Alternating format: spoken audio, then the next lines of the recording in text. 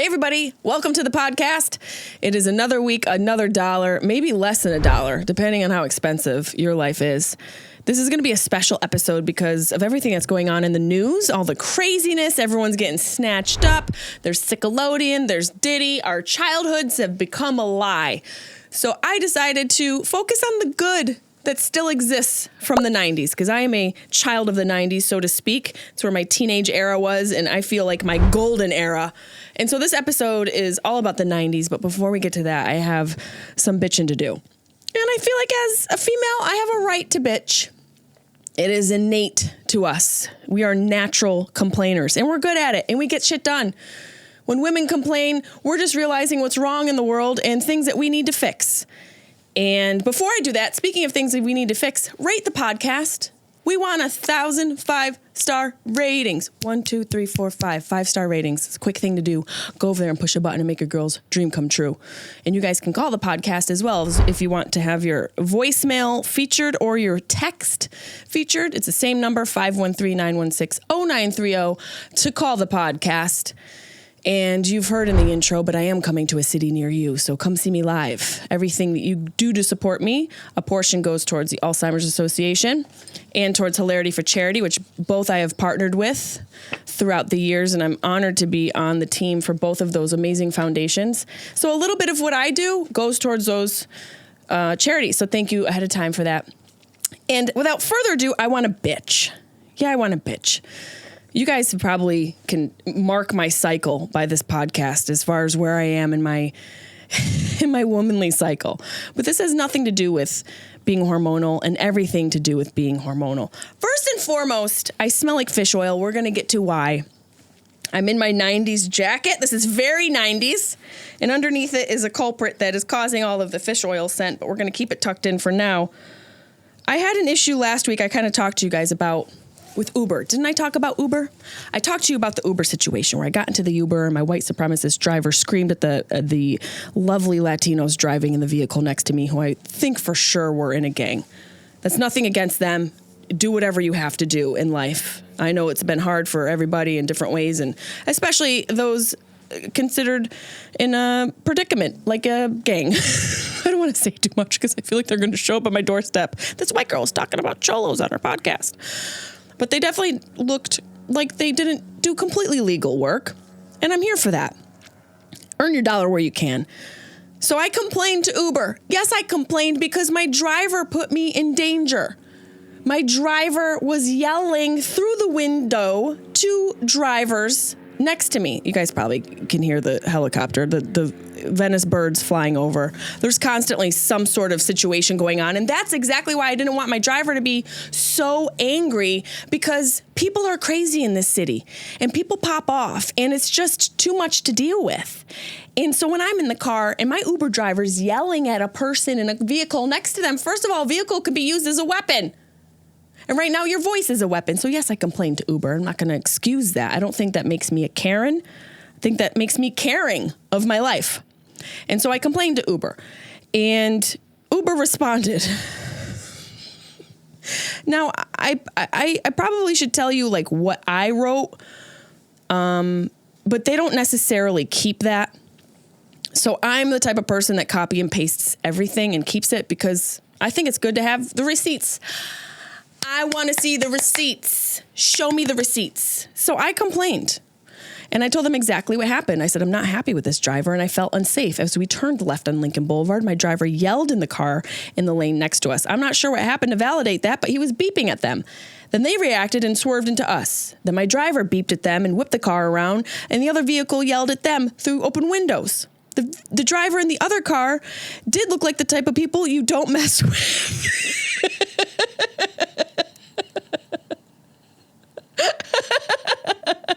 I asked the driver not to do that it wasn't cool or safe. And I felt really scared the whole ride after that. I really did. He put me on edge and he like shot up my cortisol level for no reason. For what? Racism? There's never a good reason to shoot up your cortisol level, especially racism. I said this was unacceptable, risky, and completely disregarding my safety. People are much more reactive and dangerous in cars these days. What if those people shot us?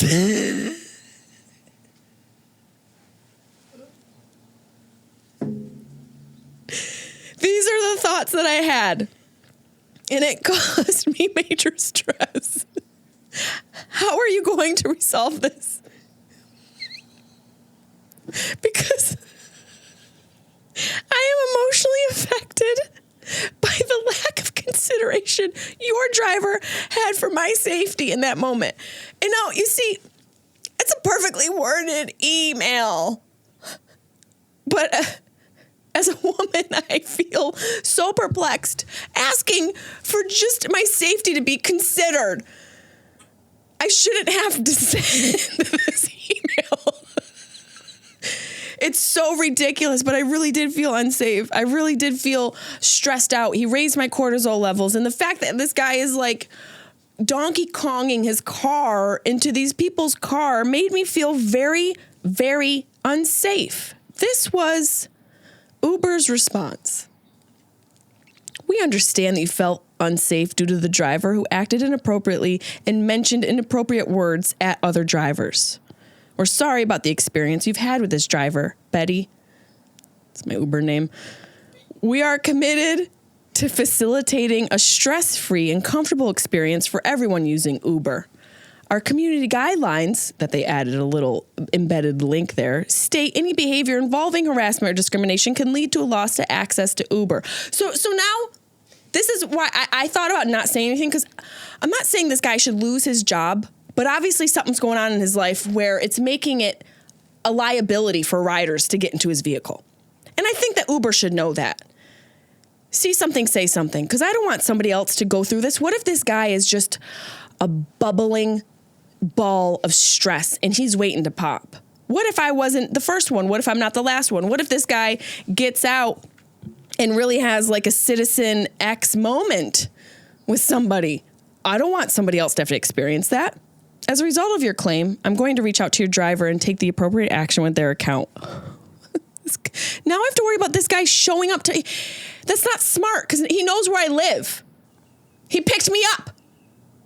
So now Uber's going to reach out and be like, hey, Betty thought that you were racist? This is their solution? Do you see how this is a problem? I'm going to reach out to your driver, take appropriate action with their account. The driver's access to the Uber app will be evaluated accordingly. Also, the driver using the app are expected to drive safely and follow the local laws. This includes respecting everyone who shares the road. This is where this is the cream. This is the cherry on top. Also, I've added $5 in Uber Cash to your account. Great, so you want me to get into another car with another one of your edgy white supremacists and take another joyride around Venice on a Sunday screaming at other Mexican people? Like that's normal and proper? $5? You know what would be more appropriate than $5? No money. $0. Because $5 is offensive. $5 isn't even a coffee. $5 isn't even a gallon of gas in this city. So they're basically saying, screw you. You can expect to see this reflected in your Uber Cash balance. I know it's not much and will not compensate for the trouble. However, I hope it eases the situation. Your driver drove into a probably unlicensed vehicle with two gentlemen who looked like they were just looking for some fun. And the kind of fun that ends in a death. And they actually were pretty cool. They were the cooler ones out of this whole scenario because my driver was hot-headed. And these two dudes in the car next to us, they were like, hey, bro, you better chill. You know, you can't... My guy was popping off and losing his cool. The two guys in the car next to us that kept their cool scared me more than the dude driving my Uber because it seemed like they were a little bit more comfortable with chaos than my Uber driver clearly was able to handle. We appreciate your time to bring this to our attention. Whenever you need assistance, we're always here for you. No, you're not. No, this is probably not even a real person. It's probably an AI automated response. And this is something that is just sent out to everybody who complains. And this is the problem about people who complain about shit that don't matter. You dilute all the stuff that does matter. I think almost dying on Lincoln Boulevard kind of matters. I said, no, that doesn't make it better. I want my ride refunded. Your driver put my safety in jeopardy. $5 is actually offensive. Thanks for getting back to us, Betty. Drivers who use the Uber app agree to maintain a high standard of professional service. That includes demonstrating respect and politeness towards riders while providing a safe and comfortable ride. As previously mentioned, the behavior you described is unacceptable and against our community guidelines. We understand that you're concerned about the refund on this trip. However, we won't be able to provide any additional credits or refund on this trip. We will evaluate all complaints and safety concerns thoroughly and remove users from the service when we see clear evidence of patterns of unsafe behavior. But that's the thing. The only way that the pattern of the unsafe behavior becomes evident is if everybody complains, and most people don't have time to complain.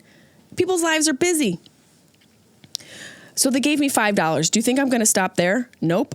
I sent another message. I sent another freaking message. And I'm going to continue sending another message. This is what they said. I just copy and pasted. That's what I do. I copy and paste and continue to send back. I reiterated what went on. What I added was, I complained to you guys and you guys gave me $5. In all caps, I wrote $5. One of your drivers drove down right recklessly and aggressively with me in the car on a Sunday afternoon, and you guys gave me $5? That's almost more offensive than nothing. I could have been shot at. And then what? Would you give me $10? I am considering legal representation because it doesn't seem that Uber cares about its riders. And I have a podcast and I will have to tell this story on. How do you plan to fix this? This is absolutely offensive and unacceptable. I'm a woman of my word. I said I was going to mention it on the podcast and I did. We'll see what happens. Hopefully this guy doesn't show up at the house. I don't want the guy to lose his job. That's not the point. Something's going on in his life where he needs a release. And maybe I'm playing the devil's advocate too much. I'm a firm believer that people pop off. There's a reason they're popping off. You ever go to, like, what's that national park with the geysers? Fountain of Youth? Old Yeller? Not Old. Old Faithful. Not Old Yeller. It's Old Faithful. That pops off because of the pressures being built under the ground and it spews. Another thing that pissed me off is it seems to be that there's more apartments going up and more homeless every day here in Los Angeles. They're building apartments for people who are paying rent. And people who can no longer afford to pay rent are now living in the streets. And so they just keep building more buildings for people who will eventually become homeless. So all this city will be is blocks and blocks of concrete apartments unoccupied. All of the residents are in the streets because they can't afford it. And they've picked up a cocaine, meth addict, a meth habit, and whatever other drug because they can't afford the rent anymore. Rinse and repeat. We need a purge in LA. I'm calling for a purge. I want Tim Dillon to lead it. I think he could be the president of the purge. I think he would do it fairly. I think he would do it just, and he would do the people right. And it would help. I think it could help the situation. So I'm going to have to give him a call and see if he'd be open to being the president of the purge in Los Angeles, because the more apartment buildings go up and the more rent goes up, I don't see how that's going to solve any problem. There's there's homeless people in the street. Let's build more apartments that cost an arm and a leg to live in. Meanwhile, these people on the street, some of them don't have arm or legs, and they're rolling around in wheelchairs, these poor people, scooting around. It's like Mario Kart, but with a lot more drugs. We need a purge. We need a freaking purge. Speaking of purge, I have to take this jacket off. It's I Love the 90s episode. We're going to talk about some 90s fun. This is I don't want to brag, but this is an official LA Gear jacket. Now, I remember being a kid, growing up in upstate New York, Syracuse, New York, north side of Syracuse, shout out 315 till I die, and seeing LA Gear and being like, that is fashion. LA Gear was a thing, right? LA Gear was a thing. And let me tell you, it's crinkly. It definitely feels chemical. It smells for sure like Crisco oil and Fluffernutter sandwiches. This wasn't my jacket. It was a vintage coat I paid way too much for, but it's official. This is such a 90s vibe. And I have to take it off and tell you why I smell like fish oil. But before I do that, I want to give a shout out to Dr. Amen and Amen Clinics. We did a fundraising event on Sunday at the Newport Country Club where we played pickleball. I played pickleball, you guys, and it's so much fun. Pickleball is so much fun. And I wore this jacket because I wanted to look like a pro. Totally didn't, because it turns out girls wear really cute outfits with little skirts. Little did I know that you could have like a whole outfit. I would have went on Shein.com and got myself a pickleball outfit, but I didn't because I didn't know. I should have done some research and Googled ahead of time, but I didn't. So I wore my LA Gear jacket. I had my little pickleball paddle. And it turns out I'm really good at pickleball. And now I want to play pickleball all the time. I want to be in a pickleball league. I want to start a pickleball league. I'm thinking about some sort of way to join a league here in Los Angeles. If anybody knows of any fun pickleball games, any pickup pickleball, call your girl. Peter Piper, pickleball pecker. And I'm here to play. I'm here to stay. But it was for the Change Your Brain Foundation for Dr. Amen and his clinics. He does amazing work. He helps a lot of people. And he's really groundbreaking in the psychiatry industry, I think. And he takes a different approach, takes a new approach on how to handle matters of the brain. And the way he educates and how he shares. He has so many clips online and shares a lot of information and gives a lot of information away for free. And he's been a really great resource for me. And I appreciate him and his wife both for putting on a really lovely event. Had so much fun. And the meal, they had salmon with veggies and sweet potatoes. Brain healthy, not boring.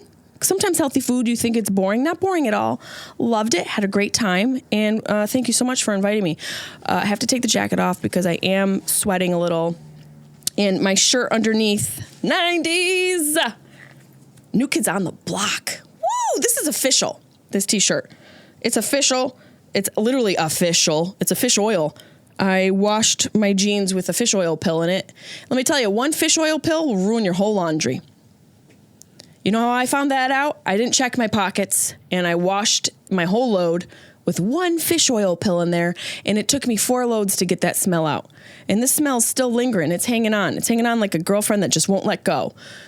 And I thought, well, it's a podcast. You can't smell me. I can smell me. So hopefully it doesn't affect the entire show. But this whole shirt, this fish oil New Kids on the Block shirt, is from the 90s. And I found it when I was cleaning out my house when I was in upstate New York. We had 10 authentic New Kids on the Block t-shirts. And it felt like almost like a ticket to the past. Like just touching these shirts, it felt like a quick trip down memory lane. Now, these are my sister's shirts. I stole them all. They were all hers. They're mine now. I gave her a couple. She had a bargain with me and she had to negotiate, but I did give her a couple. This one is hers for sure. This wasn't mine. It was much larger. There were teeny shirts. By the way, there's only like 3 little shirts, so I know the rest of them were for her, which is so greedy, which means she got everything. Don't think I didn't take the little New Kids on the Block right here, official tour bracelets. These fun braided bracelets. Do you remember these? Are you kidding me? We had these. We had our t-shirts. We had New Kids on the Block pillows. We had those big buttons. The 90s were so fun. They came with so many accessories, and it really was my era. 90s was where I came into young, like girlhood, if you will. I know that that's a term that is used by people who weren't born girls, and that's fine, but I had my girlhood, and it was in the 90s, and it was so much fun. There were so many accessories. Just in the New Kids on the Block merch line alone, you could decorate your whole house. We had pillowcases, we had pillows, we had buttons, we had posters, we had just a sheet that we probably hung over the window like real classy people. There's no way Nancy would have allowed that, but I know we probably tried. But the 90s were so fun, and so I just wanted to take a little trip down memory lane with you guys today. But before we do, we have to wonder, is it the death of Diddy? Are we saying R.I.P. to Diddy? Did he do it? I think he did. I'm pretty sure he did. Since when have they had this much evidence with everybody that's come into these sort of horrific accusations and they not be guilty? Do I want him to be guilty? Absolutely not, but it seems allegedly like the arrow is pointing towards guilty. So we're going to have to say Diddy did it, unfortunately. RIP to that part of the 90s because he was a huge chunk of it. But I'm not going to celebrate his music when he's in the middle of all this and left his kids at home and flew to the Bahamas. We're not going to get into it. We're going to let Diddy do what he did, and we're going to move on from him. One thing that I think about from the 90s were the commercials. Our commercials were so fun, so dramatic. There were, the whole DARE thing was there. Dare to keep your kids off of drugs. Like, that helped. There was that commercial, this is your brain. But, you know, that dad, the stay-at-home dad with the dad jeans. Looks like he spends his vacations at Home Depot. I think that's who it was. And he had a pan with eggs in it. He had actually just had the pan, and he grabbed the egg, and he said, this is your brain. It's a really nice pan, by the way. I think it was one of those cast iron pans, which people love camping with. I never understood because it's such a heavy thing to bring camping with you. I feel like there's better options. But then again, maybe they like it because of the convenience. You don't necessarily have to wash it. You have to do what people like to call season it, which I just think is lazy term for washing. Like, maybe we should be washing these pans, but instead people are just seasoning them, never eating at your house. Anywho, I digress. This guy's holding this really expensive cast iron pan, holds up the egg. This is your brain. Cracks it over the side of the pan, lets the egg go into the pan, and it crackles with the heat, starts to cook. And he said, this is your brain on drugs. Any questions? I believe that was the 90s. Yep, this is Deadbeat Dad. Is that the 90s, Deb? He's in this poorly lit kitchen like it's some sort of drug kitchen. There he's grabbing the egg. He's got the pan. Yeah, see, it's a cast. That's a nice pan. I don't believe that a kitchen like that would have a pan like that without any decor. And the egg looks great. That's my question. Where's the toast? And do you have bacon? Because this looks like breakfast. What do you mean, do I have any questions? Partnership for a drug-free America. We're the ones who let the drugs in. What are you talking? You want to keep us off of the fun stuff that you guys continually allow across the border? Because a lot of you have your hands in it. Give me a break. If we only knew then what we know now, the 90s would have not been as fun. The most fun about the 90s was the style that all you biting girls are claiming is yours now. The style of the 90s was the best. And a lot of that had to do with the influence of pop culture. You know, now that there's individual Instagram accounts and people feel more individualistic, there's a different style and trends move much faster. But back then there was a trend and it hung around for a while. 90s outfits, and all you girls now are dressing like you created it. Are you out of your mind? Did you even watch Clueless when it was in the theaters? Do you even know who TLC is and their style? Have you heard of the Spice Girls? Do you know anything about Z Gabaricis? Do you? Probably not. Members only? You weren't a member because you weren't alive. You weren't even a zygote. The 90s style was so fun. It was grunge, like the grunge flannels and in the emo girls. And you know, there's a lot of denim. We had like multicolored jackets and the clothing was loose. It was loose. I miss loose clothing. But it's back. It's back now. And I Googled recently how to update my millennium style. And it just made me feel all sorts of wrong on the inside. Because I feel myself becoming a little separated from the current fashion trends. But then I realized I never was one to follow the trends. And it's always been a little bit of like, I'm a fashion outlier. I wear weird things and I find pieces that I like that are kind of peculiar and quirky. I like fun clothing. I mean, this t-shirt I'll actually wear out in the street. And I'll go crazy for a cowboy croc boot. Don't get me wrong. I'm only so strong. I can't be expected to be so strong when a cowboy croc boot enters the chat. And I'm not going to want it. No one ever got me it. Flashing an eye at my assistant. No one ever bought me a cowboy croc boot. And so I wanted to stay cute and maintain that effortless, cool style and the style that we used to sport in the 90s. And now that it's come about again. And now these kids are wearing our look Okay, and it's like, why is Gen Z so obsessed with 90s fashion? You know you are. Why is Gen Z so obsessed with 90s fashion and you're wearing it like you created it? You didn't create it. We wore the loose jeans.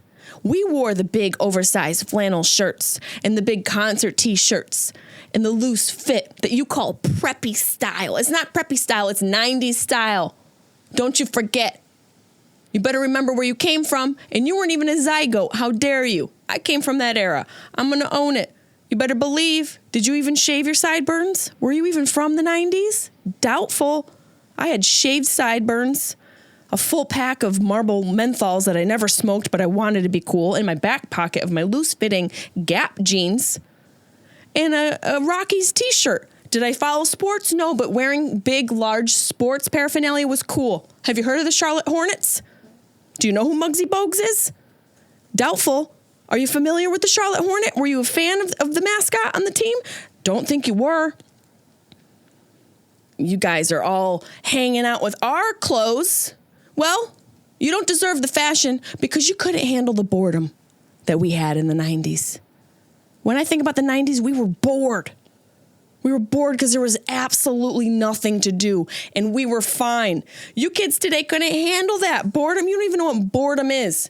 And that's probably the reason why so many of you have so many developmental issues, because you're constantly doing shit. Take a break. Literally take a break. You know it's bad when even teenagers don't take breaks. We're doing too much. We need to get back to boredom. And back to the 90s. We just have to get into a time machine and go back when it was good. God, I just want to go into a Payless on BOGO and get my fancy fake leather shoes and really feel like I was rich. You remember walking into a Payless when it was BOGO? Oh my God, Mom, did you get a raise? Are we rich? It feels like we're rich because I get not one but two pairs of these fake, cheap, fake leather shoes that I thought for sure were alligator. These are for sure alligator. You go into school the next day, like, I got these at BOGO. I brought the extra pair just in case. Brought both pairs to school today just so I could show them off. It was so hard to make a decision. I have option paralysis today because of Payless BOGO in the 90s. You expect me to pick only two? Sometimes my mom, when it was like a really fancy weekend or she got like a little extra cheddar, she'd do two BOGOs. We doubled down on that. We would double down on it. Not going to lie. We get 4 pairs of shoes for the price of 2. Holy hell. Did Oprah come through here? You get a pair and you get a pair and you get a pair. Nothing brought me more joy than Payless BOGO. Been trying to get back to that feeling ever since. And that's why we wanted to talk a little bit about the 90s. You know when I think about the 90s? I think about the music. The music was amazing. It was such a great era of music. It was my era of music. There's so many songs we can't sing and we can't play on the podcast because we can't afford it. But that era of music was amazing. It was magical. Bitty bitty bum bop. Bitty bitty bitty bitty bitty bum bop. Selena? She's no longer here because her assistant killed her.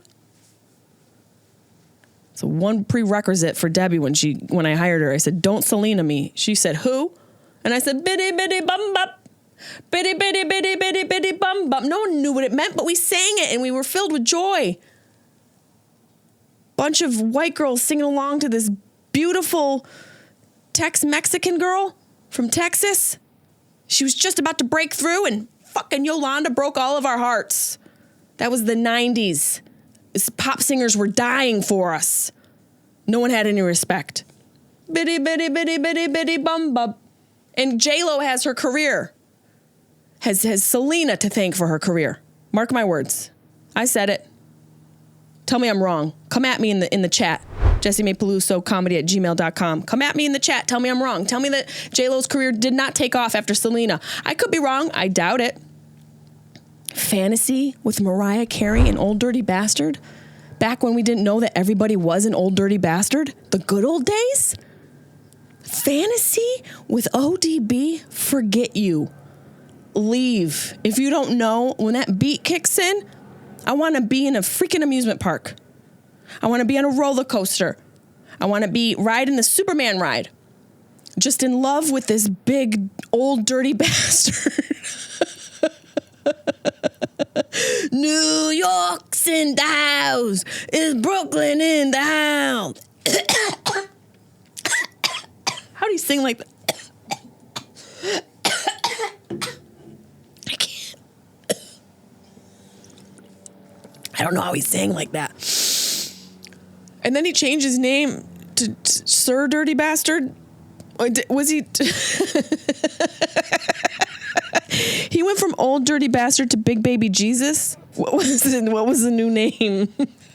He went from Old DB to Big Daddy Baby, Sir Daddy Baby. It was like Old Dirty Bastard to. Did he change it, or am I imagining it? Debbie's looking it up. He went to Old Dirty Bastard to Big Baby Jesus. I was right. I was right. The 90s, where pop stars were dying and also reinventing themselves. Old Dirty Bastards were reinventing themselves. He's like, I'm Old Dirty Bastard. I don't want them to find out I'm an Old Dirty Bastard. Big Baby Jesus. Well, is that why you're an Old Dirty Bastard? Because you like babies? Oh, God, when is that documentary coming out? But the music was fun. Don't speak. No, just what you're saying. Remember when No Doubt came on the scene and Gwen Stefani went through a very public breakup with her bass player and we all were fine because the music was kicking? No Doubt. Don't Speak, 1996. You know where you were. You know where you were. You know where you were where Missy Elliott's Super Duper Fly, I Can't Stand the Rain came on the fucking radio. You know where you were with that sample from Ann Peebles. I can't stand the rain. Beep, beep. Who got the keys to the Jeep? Vroom. You all just went vroom. You know you did. Music is so magical. It just encapsulates an era for you. And here's a little fun fact, a fact that I say on stage when I'm talking about Alzheimer's. When my dad was sick, we had to learn. We had to learn to survive and swim that horrible, choppy ocean of that disease. I learned that for all of us from the ages of like 15 to 25, that decade, you retain that music for the most part for the rest of your life. So whatever those songs were that you listened to between your teens and your early 20s, you hang on to, and this was my music. Now I listened to other music as well. It wasn't just all hip hop and rap, but the 90s hip hop and rap was really special. The pop music was really special. And my parents always had me listening to, you know, I was lucky to have a plethora of music playing in the house. It was a very eclectic household. You know, I listened to Neil Young and Fleetwood Mac, Frank Sinatra and Pink Floyd. You know, my stepdad was always hotboxing up in the bedroom listening to Pink Floyd. So I listened to a lot of music. I had a well-rounded catalog of music constantly playing. So I feel very fortunate, but my favorite music was this music. I want it that way. Are we just fine? I wasn't sure if that was NSYNC or Backstreet Boys. I would always get them mixed up. There was like 4 or 5 boy bands at that time, and we're waiting for that documentary to come out as well. Like NSYNC, Backstreet Boys, 98 degrees, 72, negative 72 degrees. Also, Boys to Men. There's so many of them in that era. I just get them mixed up. I would always get mixed up between Backstreet Boys and NSYNC, and I got screamed at by Deb when I wasn't sure who sang I Want It That Way. So Backstreet Boys and NSYNC was a very divisive conversation. It was kind of like asking people, are you a Republican or are you a Democrat? Like, are you Backstreet Boys or are you NSYNC? And I always love that Chris Rock joke where he's like, Backstreet Boys, ooh, who lives on the front street? Big Bird? I probably butchered it, but it was something like that. One of my all-time favorite songs from the 90s. A song that when I hear it, it brings me back. It transports me in time. It brings me back to cute little prepubescent Jessimae, and it makes me think of that era, and it's No Scrubs by TLC. And right now, if you know the song, you're hearing the dur-dur-dur-dur, dur-dur-dur-dur, dur-dur-dur-dur. That song, for me, really encapsulates the 90s. The song is so ingrained in my spirit. And it's one of those songs I could probably sing on karaoke. which I won't do because we'll get shut down. The episode will be shut down. But it just is in my bones. TLC was so much drama. First of all, Lisa Left Eye Lopez, R.I.P. She died not before burning her boyfriend's house down because he mistreated her. I believe that was the reason. Probably should look that up. Lisa Left Eye Lopez. Let's see. Lisa Left Eye fire. I mean, it comes right up. It's after her death. June 9th, 1994, following an argument with her boyfriend, NFL star Andre Rison, Lisa Left Eye Lopez sets fire to Rison's tennis shoes using lighter fluid in a bathtub. So it seemed like she wanted to keep it contained. But the fire spread, causing his whole mansion to burn down. Now, why did Lisa burn down the house?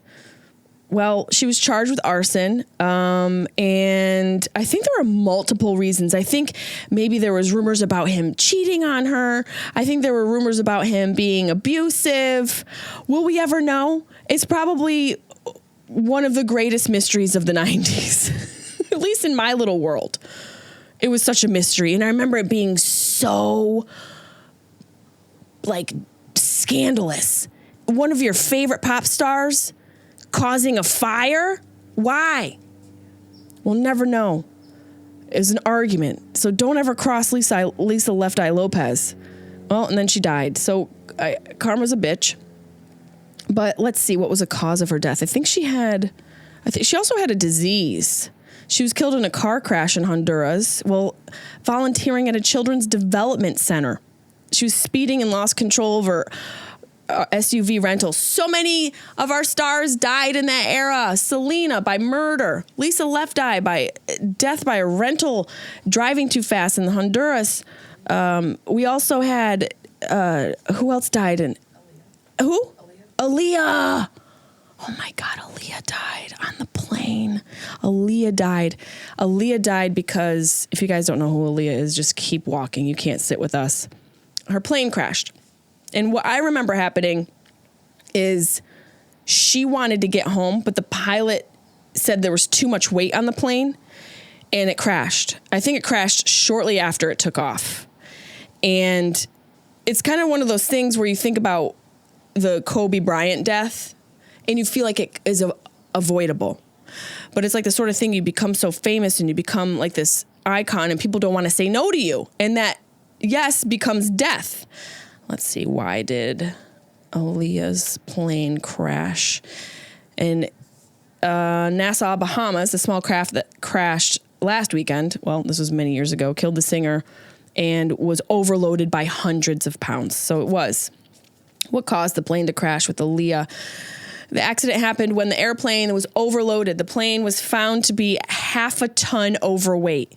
The engine spark plugs were overdue for replacement. That seems like a pertinent detail.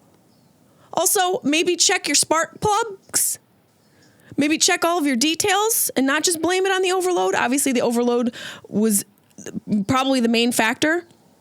The engine spark plugs were overdue for replacement, which reduced the airplane's performance. These two factors led to the airplane initially lifting off and then impact the ground at high speed. So it crashed soon after they took off. And it sent a ripple in my heart. I loved her so much. She was in the middle of filming Queen of the Damned. She was just about to break through on the scene and be a triple threat. And we were left wondering, what if? Just like Selena, what if she had broken through completely to the American market? What would have happened in her career? She would have taken off. Instead, we had to endure years of J-Lo.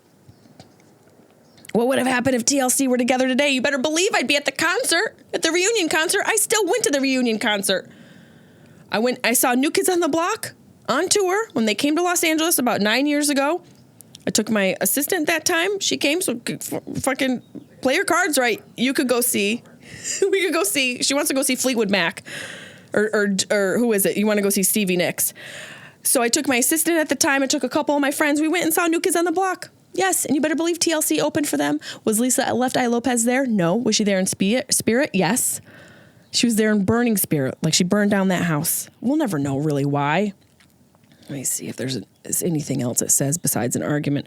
Why did Lisa Left Eye Well, do I have to type out the whole name? Can I just say Lisa Lopez? I'm putting in the left eye because that's how I know her. Burned down the house. It says an argument, but I want to know more. What was the cause? Lisa Left Eye burned down Andre Rison's $1.3 million mansion. She burned down the home of her boyfriend on June 9th. Let's see what, riding the waves of success, she met Rison, and the two had a burning desire for each other that was too flammable from the start. Obviously, this person who wrote this article wanted a lot of fire puns. According to the Greensboro News and Record, the couple arrived at the grocery store after leaving an Atlanta nightclub. It's never good when you leave a nightclub. Nothing good's going to happen after that in Atlanta.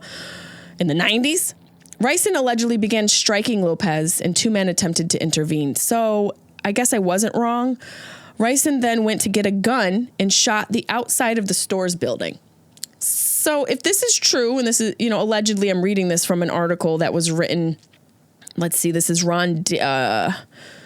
this is from investigationanddiscovery.com, which is kind of a large editorial and show. And when was this written?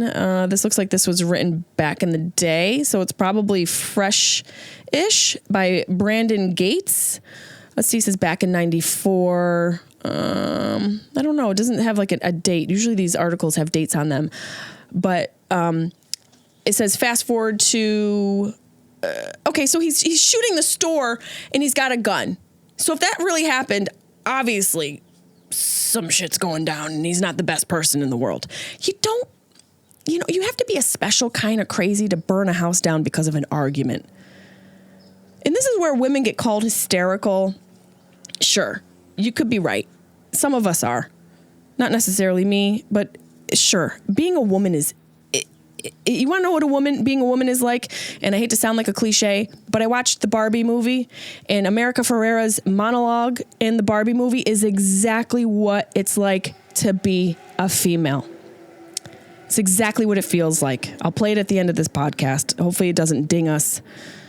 I'll have to look into that. If you don't hear it, it's because we found out that the podcast would probably get muted. But if I can, I will put it at the end of the podcast. And if not, check out the movie, check out the monologue. That's exactly what it feels like to be a woman. So some of us are hysterical, but it's also an impossible thing to be. And Rison was charged with aggravated assault and posted a $16,000 bond while Lopez was arrested for allegedly attacking a police officer. So it sounded like they both were a little hot that night. Rison in that night said he'd like to apologize to his organization and his fans. I was defending myself. It was a matter of a situation where I thought I might be hindered and armed and I had to protect myself. So maybe they were hitting each other. Either way, it sounds like it was toxic. It sounded like he was toxic. And as a big ass man, and Lisa Lopez was so small, there's no world where you should be hitting her. Ever. But we also have learned about football and the dangers of football and how that can build aggression. Anyways, we don't have to go too far down this rabbit hole of the Lisa Left Eye house being burnt down. R.I.P. I miss her. I miss No Scrubs. I wanted to read you guys the lyrics before we get out of here because I don't know if I've ever actually read the lyrics of No Scrubs, so I pulled it up here. So No Scrubs came out in, 99, the edge of the decade. They count the edge of the decade, rounding out the 90s. Maybe that's why it's stuck in my heart so much, is because it just encapsulated the whole era for me. Maybe I felt myself leaving childhood and becoming a young woman, which is just so gross. It's such a gross process. And maybe this song just made me feel like liberated and like, I don't want a scrub.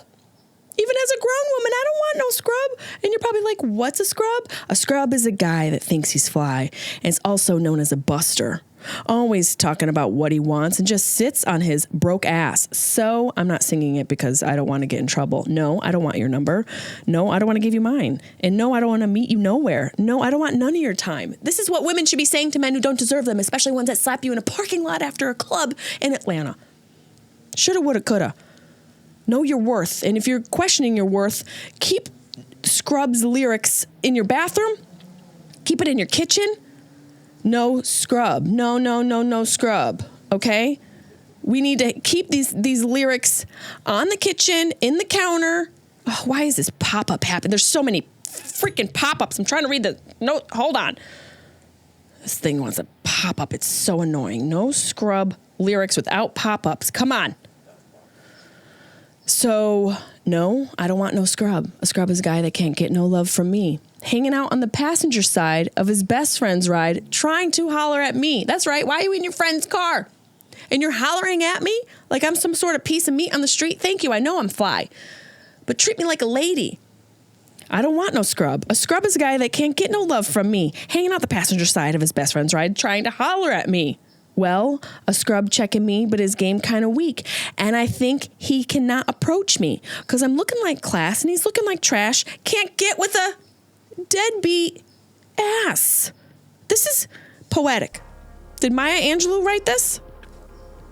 So no, I don't want your number. No, I don't want to give you mine. No, I don't want to meet you nowhere. No, I don't want none of your time. I think you need to repeat that over and over to yourself as a way to communicate and respond to a person who you know is not worth your time. Okay? Because he's hanging out the passenger side of his best friend ride and he's trying to holler at you. Where's his car? Did you ask yourself where his car is? I don't want no scrub. It literally is just one paragraph over and over and over. I thought there were more lyrics. They only tell you what he is in the first paragraph, and then they go on to repeat that he's in his friend's car yelling at you, and you can't take that. But it is a very clear message, and it's a little repetitive, but hey, maybe that'll help you remember it. I miss the 90s. I love the 90s. It was so much fun.